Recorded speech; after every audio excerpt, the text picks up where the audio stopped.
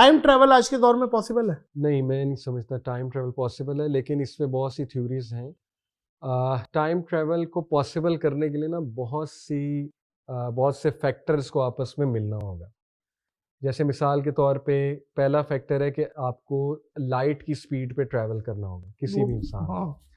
या आपको फोटोन की शक्ल में तब्दील होना पड़ेगा। फोटोन क्या? यानी ये लाइट का पार्टिकल होता है, और आप मतलब एनर्जी में आपको ट्रैवल होना पड़ेगा, कन्वर्ट होना पड़ेगा। E is equal to mc², Einstein की इक्वेशन है ना।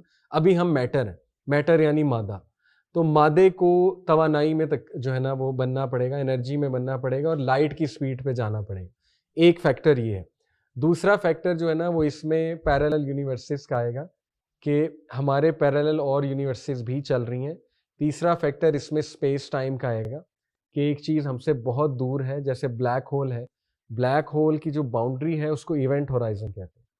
इवेंट होराइजन पे आप जाके खड़े हो जाओगे तो आपके लिए ग्रेविटी इतनी ज़्यादा है, कशिश जिसे कहते हैं, कुव्वत कशिश, ग्रेविटी, और आपके लिए टाइम बहुत स्लो हो जाएगा, क्योंकि टाइम और ग्रेविटी आपस में जो है ना वो इंटर रिलेटेड है। मैं आपको एक मिसाल देता हूँ कि आइंस्टाइन ने इस तरह समझाया था कि ये स्पेस है, ये टाइम है।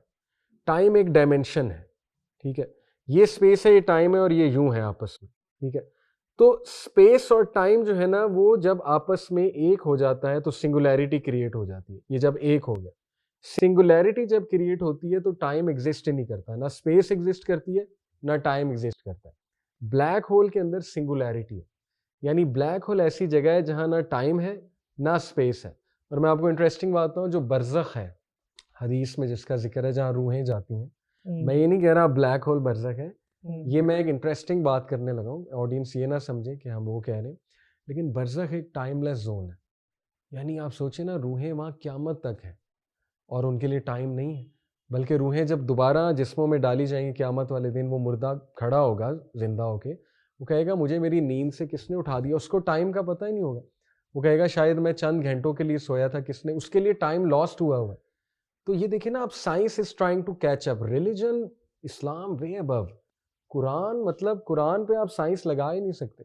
कुरान तो साइंस से बहुत ऊपर है, बहुत ऊपर। अल्लाह का इल्म है, अल्लाह तो अल्लाह ने ऐसी ऐसी हमें इंफॉर्मेशन दी हुई है, गौर व फिक्र करना चाहिए, अच्छी बात है। लेकिन साइंस की मोहताज नहीं है कुरान, ना ही इस्लाम साइंस का मोहताज है। तो science is trying to catch up. तो ये मैं आपको बता रहा हूँ।